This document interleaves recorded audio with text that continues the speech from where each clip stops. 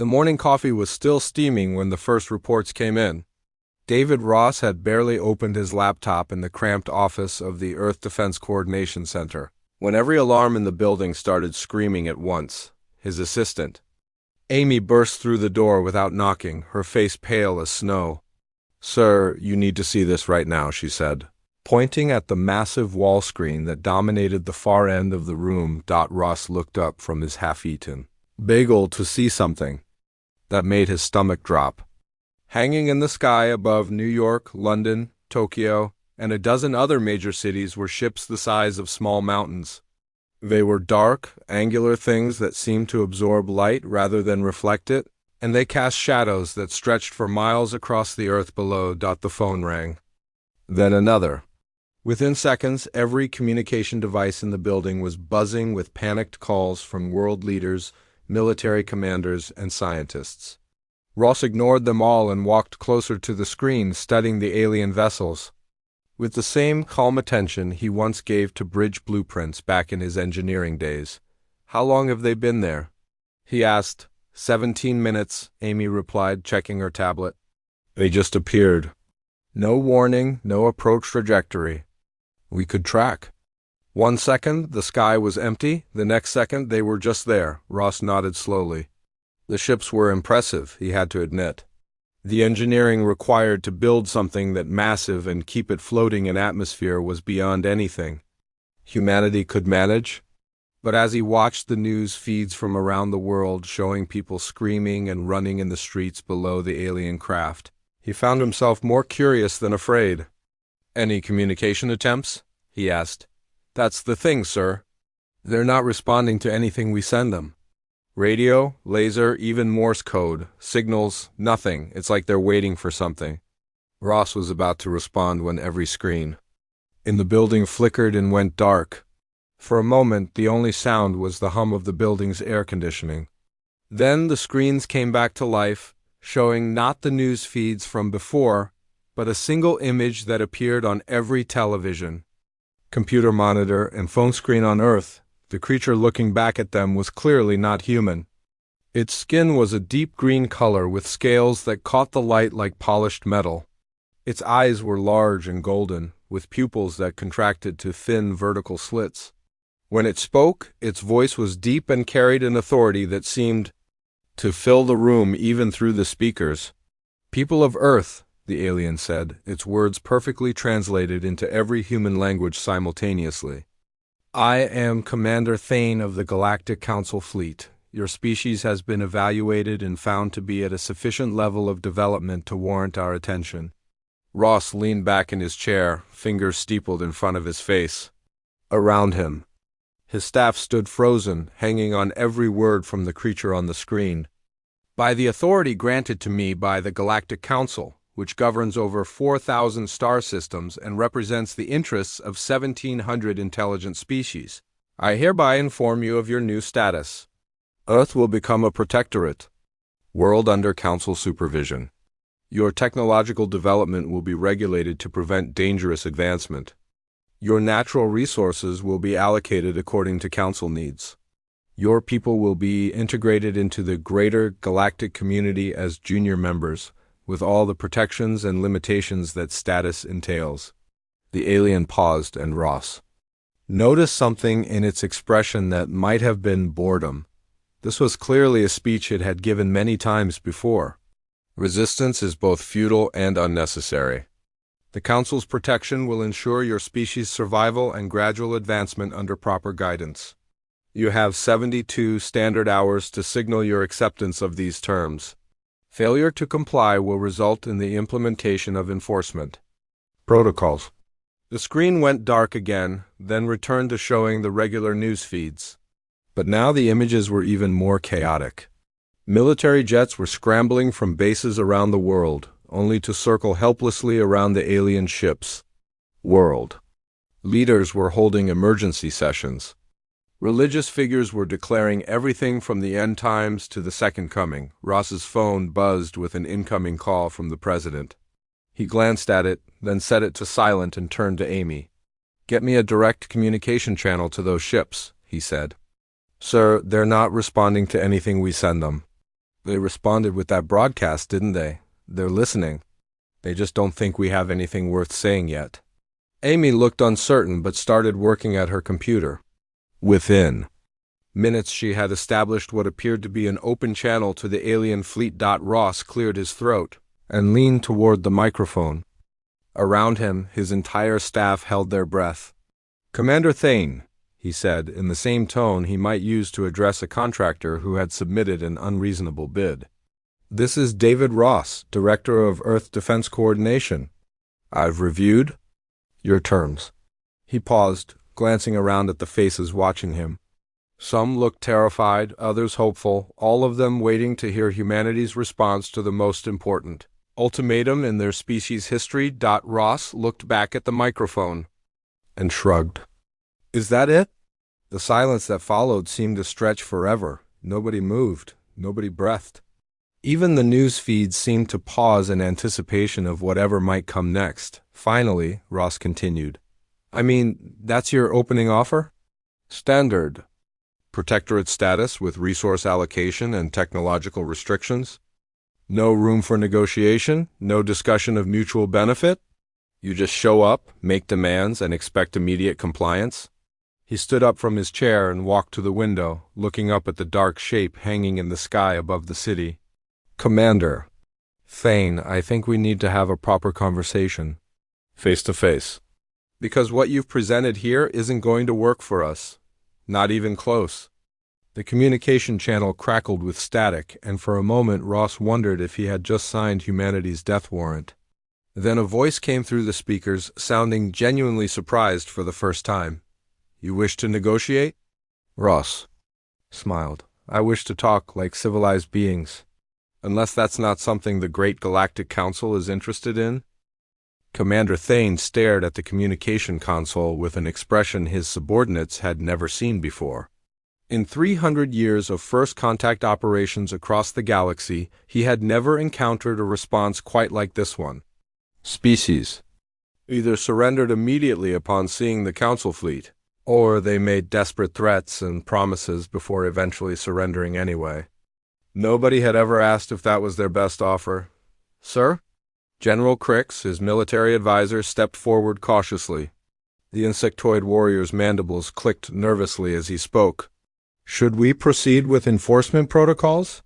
Thane raised a scaled hand for silence, still processing what he had just heard. The human had spoken to him as if they were equals discussing a business arrangement. There had been no fear in the voice, no desperation, just professional curiosity mixed with what sounded almost like disappointment. Dr. Vera Quinn approached from her workstation, her tentacles swaying with agitation. As the expedition's xenopsychologist, she had studied hundreds of species' surrender responses, and this one made no sense according to any model she knew. "Commander, I've been analyzing the human's vocal patterns and word choices. There's no indication of stress or panic. His physiological responses, based on what our sensors can detect, are consistent with mild interest rather than existential fear."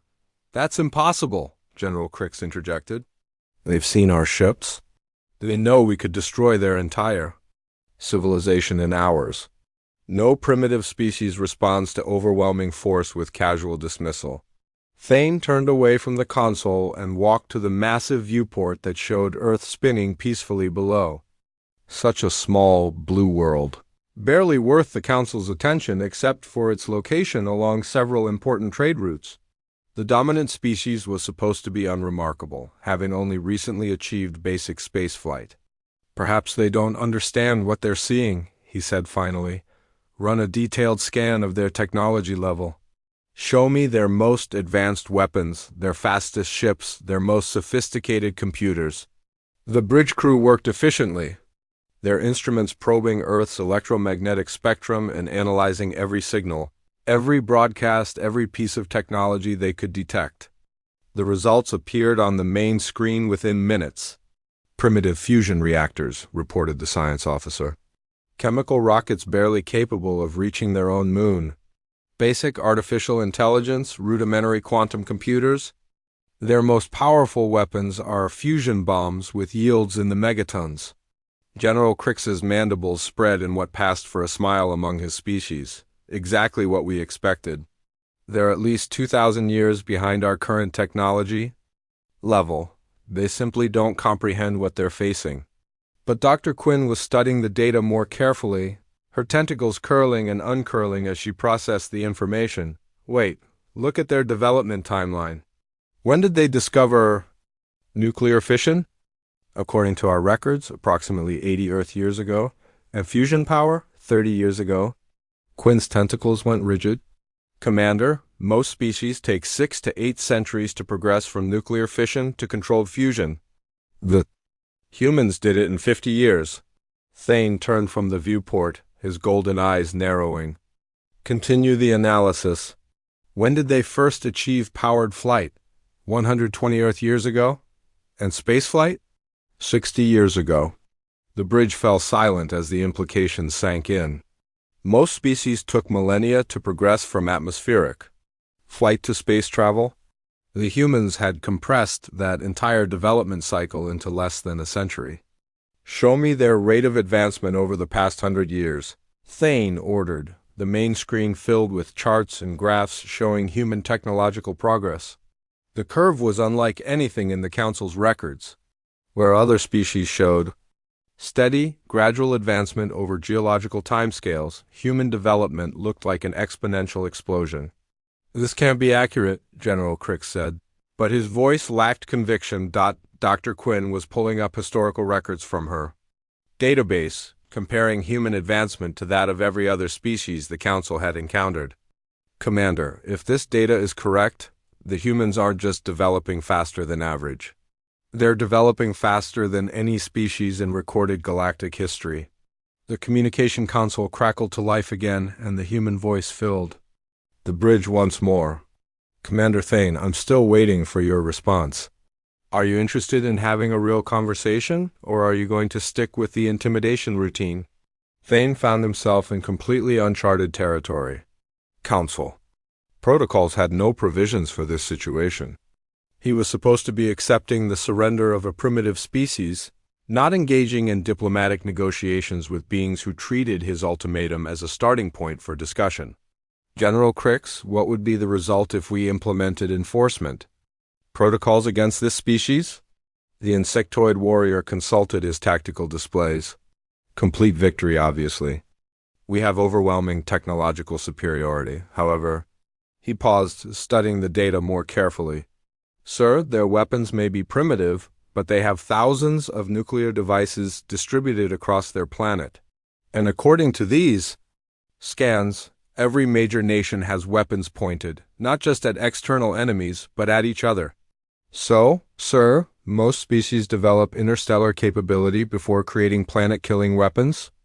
The humans have had the ability to destroy their own world for decades, yet they haven't used it. That level of restraint in a species this aggressive is ... unusual. Dr. Quinn's voice was thoughtful as she added, Commander, I'm reading some of their historical records that they broadcast openly. This species has been at continuous war for most of their recorded history. Yet they've somehow avoided destroying themselves even after developing weapons capable of sterilizing their planet.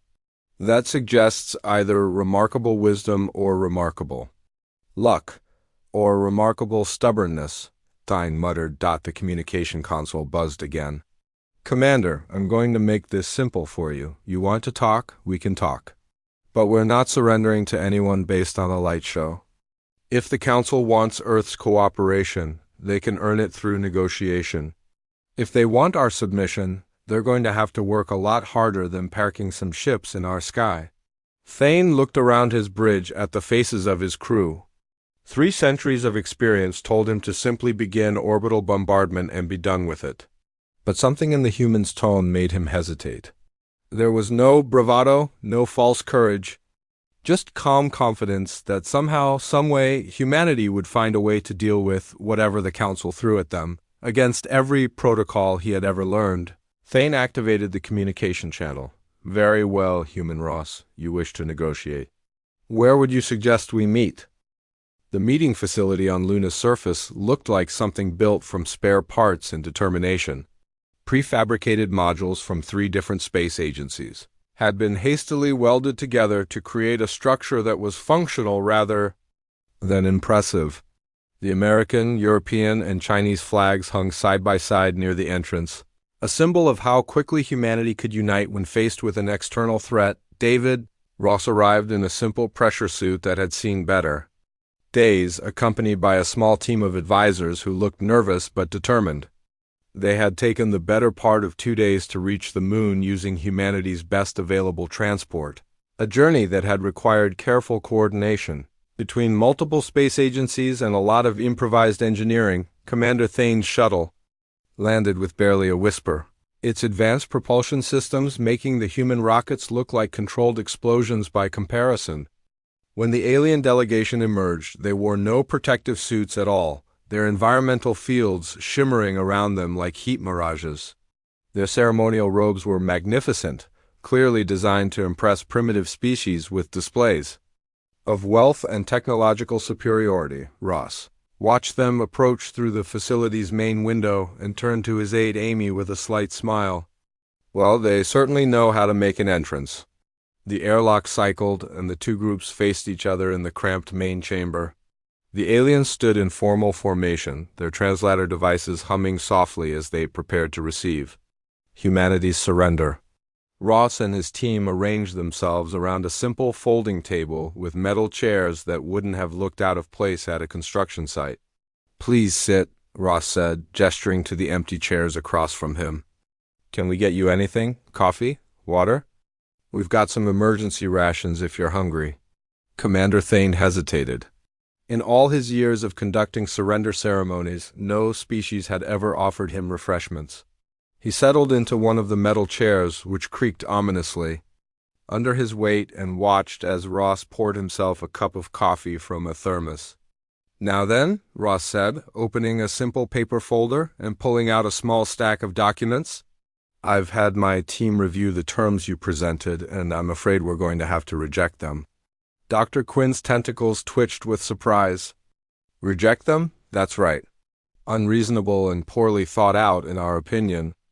No consideration for existing governmental structures, no recognition of established territorial boundaries, and the resource allocation percentages are frankly insulting." General Crix leaned forward, his mandibles clicking aggressively. "Human, you seem to misunderstand your situation. This is not a negotiation. The Council's terms are not suggestions." Ross looked up from his papers with the patient expression of someone explaining something obvious to a child. "General, with respect, everything is a negotiation. You want something from us, we want something from you. That's the basis of all civilization. What we want," Thane said carefully, "is your compliance with Council law. And what we want is to be treated as equals rather than subjects. So let's see if we can find some middle ground." Ross pulled out another document and slid it across the table. "Here's our counterproposal. Mutual recognition between Earth and the Council with full diplomatic relations. Technology exchange programs based on fair trade rather than one-sided restrictions. Earth's voluntary participation in Council initiatives that serve our mutual interests, with the right to decline involvement in projects that don't." The alien stared at the document as if it were written in an unknown language. Dr. Quinn was the first to speak. "You're suggesting partnership rather than integration." "Exactly. We're willing to be good neighbors, but we're not interested in being anyone's junior partners." Commander Thane felt a familiar frustration building. "Human. Ross, I don't think you understand the disparity in our technological capabilities. Your species has barely achieved interplanetary travel. The Council commands technologies that could reshape worlds." Ross nodded politely and took another sip of coffee. "How long did it take your species to develop faster-than-light travel after achieving nuclear capability?" The question caught Thane off guard. Approximately 6 centuries. Why do you ask?" "Humanity achieved nuclear fission 80 years ago. We had fusion power 30 years ago. Our theoretical physicists have working models for FTL drive systems, and our computer scientists are developing the AI systems needed to navigate them." The room fell silent. Ross continued in the same conversational tone. Don't get me wrong, Commander. We're impressed by what you've accomplished.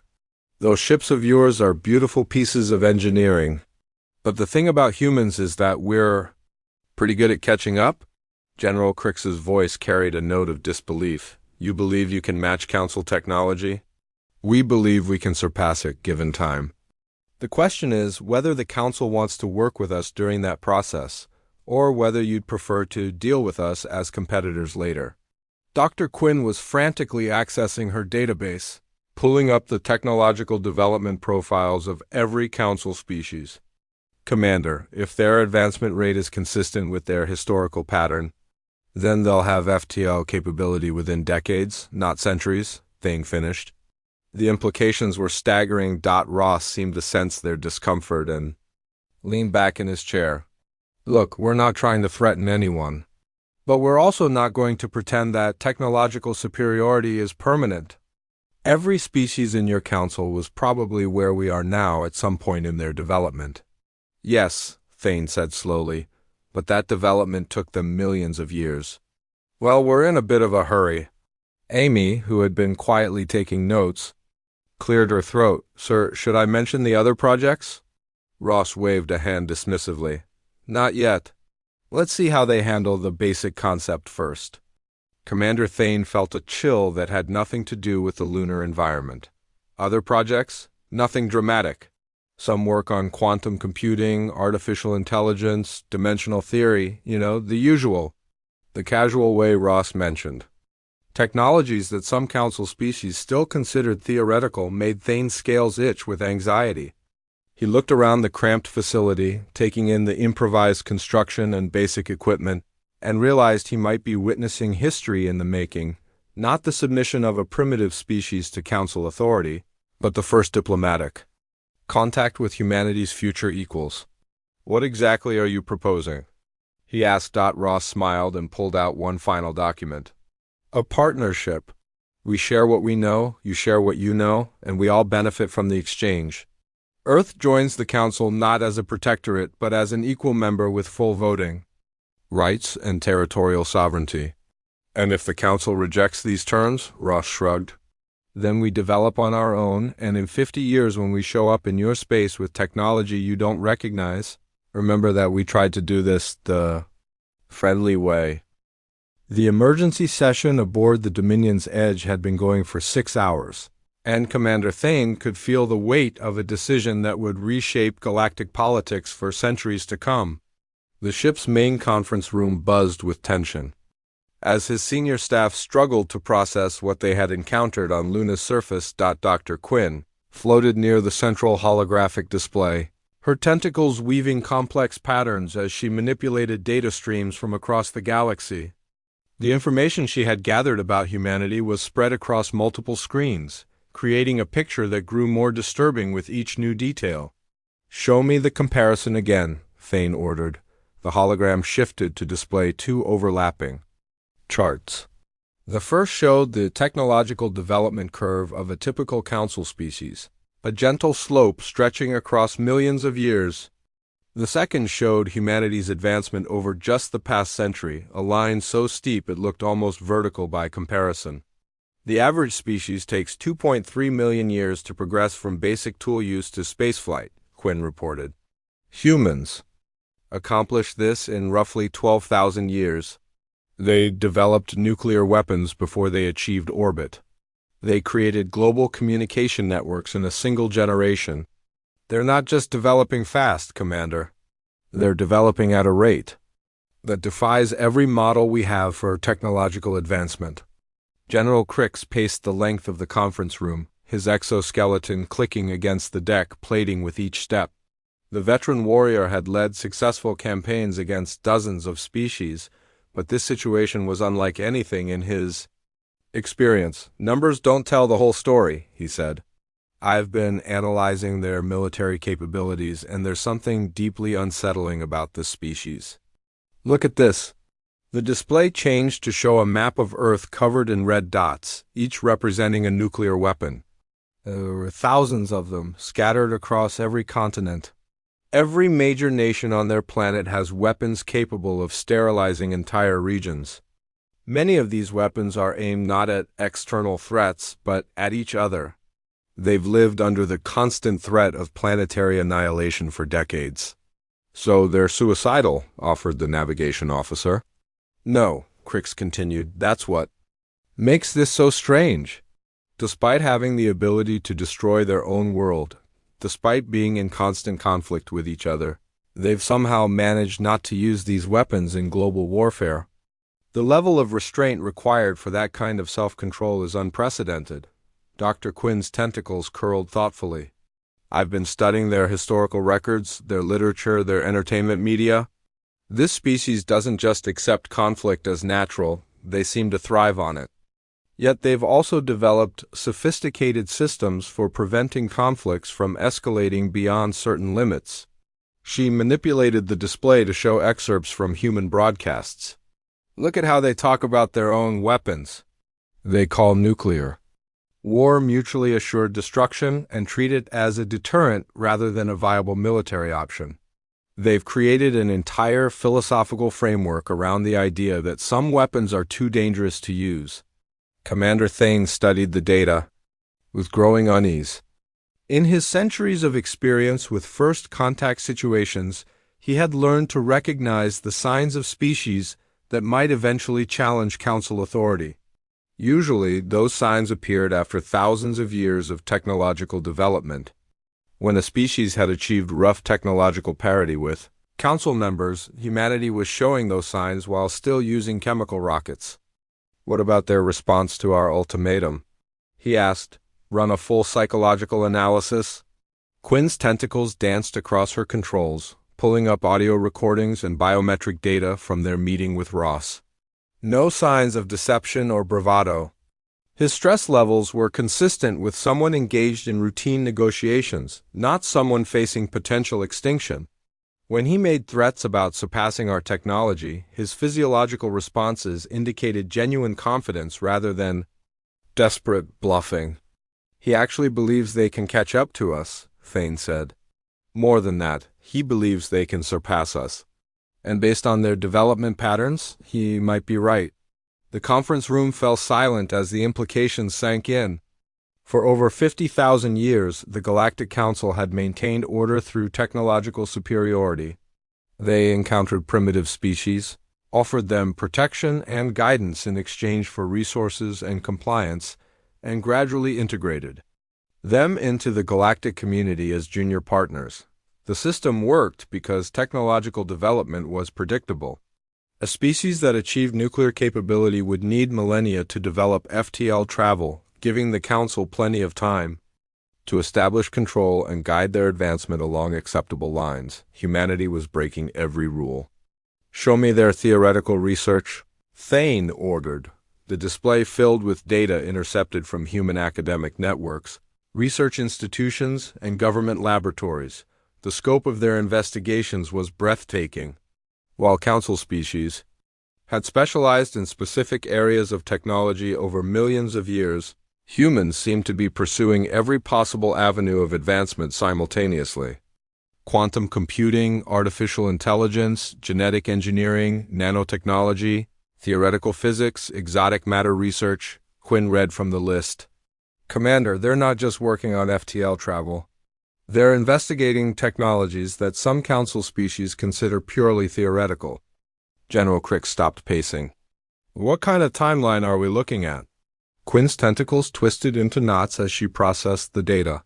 If they maintain their current rate of advancement, they could achieve technological parity with the Council within 30 to 50 Earth years. If they accelerate their development through contact with us, 20 years, Thane finished, maybe less. The navigation officer's voice was barely a whisper. What do we do? Thane turned away from the display and walked to the viewport that showed Earth hanging in space below. Such a small world to contain such massive potential. The decision he made in the next few hours would determine whether humanity became the Council's greatest ally or its most dangerous enemy. We could implement enforcement protocols, General Crick suggested.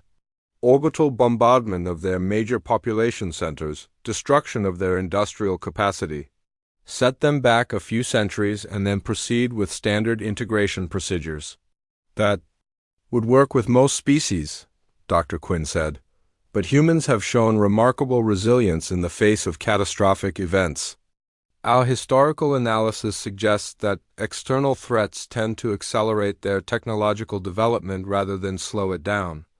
Bombing them might just make them more dangerous. Thane nodded slowly. He had reached the same conclusion. Traditional council methods wouldn't work with humanity because humans weren't a traditional species. They developed too fast, adapted too quickly, and refused to accept limitations that other species took for granted. There's another option, he said finally. We could accept their proposal. The conference room erupted in shocked voices. General. Crix's mandibles spread wide in disbelief. Accept? Commander, they're a primitive species with barely functional space technology. We can't possibly treat them as equals. Can't we? Thane asked. Look at the data, General. In 50 years, they'll have technology we don't understand. In 100 years, they might be the dominant species in this sector of the galaxy. The question isn't whether they deserve equal treatment now. The question is whether we want them as allies or enemies when they inevitably achieve superiority.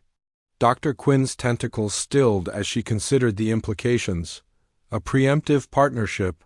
Establish good relations now while we still have leverage. Exactly. And if we're very lucky, maybe they'll remember who treated them with respect when they didn't have to. The shuttle touched down on Luna's surface with the same whisper-quiet precision as before, but everything else about this second meeting was different. Commander Thane emerged alone, his ceremonial robes replaced by a simpler uniform that suggested business rather than intimidation.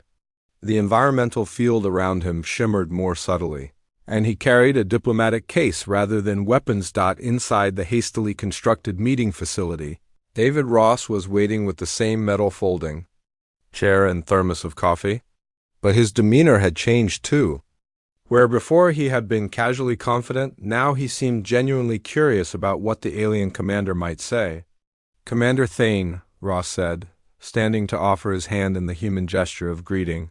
Welcome back. Thane accepted the handshake, noting how the human's grip was firm but not aggressive. Director Ross, I've come to discuss your proposal. They settled into the same uncomfortable chairs, and Ross poured coffee for both of them. Thane accepted the cup with what might have been a smile, or at least the alien equivalent of one. I should begin by saying that your counter-proposal was unprecedented, Thane said. In 50,000 years of council operations, no species has ever responded to our standard terms with demands for equal partnership. I imagine most species don't have much choice in the matter, Ross replied. No, they don't. By the time we make contact, the technological gap is so vast that partnership is impossible. We offer protection and guidance because the alternative is usually extinction through their own incompetence or aggression. Ross leaned back in his chair. But we're not most species. No, you're not. Thane opened his diplomatic case and pulled out a datapad. My xenopsychologist has spent the past 48 hours analyzing your species' development patterns. The results are disturbing, to put it mildly. Disturbing how? You advance too quickly. Every model we have for technological development suggests that your species should have destroyed itself centuries ago. The fact that you're still here, still developing, still accelerating your advancement, violates every assumption we've made about how intelligent life evolves. Ross took a sip of coffee and nodded thoughtfully. We've had some close calls. According to our analysis, you've had dozens of close calls. Yet somehow you've managed to avoid global annihilation, while simultaneously developing weapons capable of sterilizing your planet. That level of restraint combined with that level of aggression is unprecedented in galactic records. So what are you saying? Thane looked directly at Ross, his golden eyes reflecting the facility's harsh lighting. I'm saying that the Galactic Council formally accepts Earth's proposal for equal partnership. The silence that followed was complete. Ross set down his coffee cup and stared at the alien commander. Just like that? Just like that. Full diplomatic recognition, equal voting rights in council chambers, territorial sovereignty and mutual technology sharing agreements. Everything your species requested. Ross felt a smile tugging at the corners of his mouth. And what changed your mind? Reality, Thane said simply. We could attempt to force your compliance, but our analysis suggests that would only accelerate your development while making you hostile to council interests. We could try to destroy you, but there's no guarantee we could eliminate your entire species, and the survivors would inevitably seek revenge. The only rational choice is partnership. You're afraid of us. Thane considered this for a moment. Yes, I suppose we are. Not of what you are now, but of what you'll become. Our projections suggest that within 50 years, you'll have technology that matches or exceeds our own. Within a century, you might be the dominant species in this sector of the galaxy. Ross leaned forward, suddenly serious. And you'd rather have us as allies than enemies. Exactly. Though I should mention that your proposal has created quite a stir in council chambers. Several member species are demanding that we reconsider our decision. Let me guess. They think you're giving away too much to a primitive species. Something like that? But the senior council members understand the long-term implications. Better to establish good relations now, while we still have something to offer you. Ross stood and walked to the small window that looked out over the lunar surface. Earth hung in the black sky above, a blue marble that somehow managed to look both fragile and indomitable at the same time. There's something I should probably mention, he said without turning around. Those theoretical projects I mentioned in our first meeting, your research into quantum computing and artificial intelligence? Among other things, yes. We've made some breakthroughs in the past few days. Turns out that having a deadline tends to motivate our scientists. Thane felt that familiar chill running down his spine. What kind of breakthroughs? Ross turned back to face him, and his expression was apologetic rather than triumphant. We've solved the quantum coherence problem that's been limiting our computer development. Our AI research team has developed systems that can process information at rates that surprised even us. And our theoretical physics department has working equations for what they're calling dimensional fold technology. Dimensional fold technology? A form of FTL travel that doesn't rely on traditional space-time manipulation. Instead, it creates temporary folds in dimensional space, allowing near-instantaneous travel across vast distances. Thane's coffee cup fell from nerveless fingers and shattered on the floor. That's impossible. Even the most advanced council species consider dimensional manipulation to be purely theoretical. Well, we've moved past the theoretical stage. Our first test is scheduled for next month. The alien commander stared at Ross for a long moment, then began to laugh. It was a sound unlike anything humans had ever heard, a combination of amusement and despair that seemed to echo through the small facility. What's funny? Ross asked. We came here expecting to encounter a primitive species that would take centuries to develop FTL capability. Instead, we discover that you're about to deploy technology that could revolutionize galactic travel. Ross shrugged. We told you we were good at catching up. Thane composed himself and picked up the broken pieces of his coffee cup. Director Ross, I need to ask you something, and I need you to be completely honest with me. Of course. How long have you known about our approach? Ross was quiet for a moment, then smiled. We detected your fleet about 3 months ago. Our deep space sensor array picked up your drive signatures when you were still several light years out. 3 months. And you used that time to prepare. We've been working around the clock on every advanced project we could think of. When you made your ultimatum, we wanted to be sure we had something to offer in return. Thane sat back in his chair, feeling the weight of what he had just learned. So when you asked, is that it? You already knew you had leverage. We knew we had potential. The question was whether you'd be smart enough to recognize it. And if we hadn't? Ross's expression grew serious. Then we would have developed these technologies on our own, and when we eventually made contact with galactic civilization, It would have been as competitors rather than partners. You were never going to surrender. Never even considered it. Surrender isn't really in our nature, Commander. We prefer to find ways to turn disadvantages into advantages. Thane stood slowly, his mind racing with the implications of everything he had learned. Director Ross, I need to return to my ship and file a report with the Council. This changes everything about how we approach contact with developing species. What will you tell them? The truth. That we encountered a species that forced us to completely reconsider our assumptions about technological development and diplomatic relations. Thane paused at the airlock. Your response to our ultimatum, that simple question, is that it is going to become legendary in Council records, Ross grinned. Why is that? Because it's the first time in galactic history that a primitive species made the Council blink first. As Thane's shuttle lifted off from the lunar surface, Ross remained at the window watching it disappear into the star-filled darkness. Amy joined him, carrying a secure communication device. Sir, I have the President on the line. He wants to know how the meeting went. Ross took the device and activated it. Mr. President, this is Ross. The meeting went well.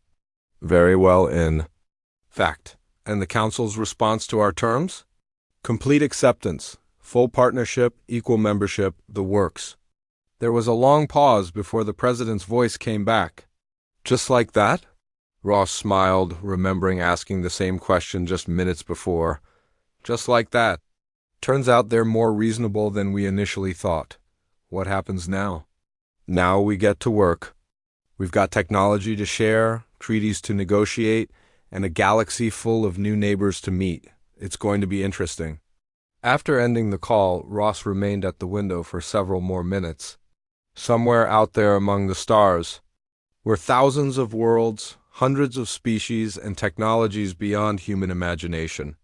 But for the first time in galactic history, humanity would be meeting them as equals rather than subjects. The future had never looked brighter. Back aboard the Dominion's Edge, Commander Thane stood before the main communication array, preparing to send the most important message of his career. His report would travel across the galaxy, reaching every Council world and every member species. Council Command, this is Commander Thane reporting on first contact with species designation human. Planet Earth, initial contact protocols have been completed, but not in the manner anticipated. He paused, choosing his words carefully. Recommend immediate policy revision for contact with rapid development species. Standard intimidation and integration. Procedures are ineffective and potentially counterproductive when dealing with species that advance at accelerated rates. Another pause. Earth has been granted full Council membership with equal standing. This decision was made based on projected technological parity within decades rather than current capabilities. Recommend similar evaluation criteria for future contacts. Thane looked out at the small blue world that had just rewritten the rules of galactic politics. Personal note, the human response to our ultimatum was a simple question, is that it? This phrase should be remembered as the moment when the age of technological intimidation ended and the age of true galactic partnership began, he closed the transmission and settled into his command chair. In a few hours, his message would reach Council headquarters, and the shockwaves would spread throughout galactic civilization.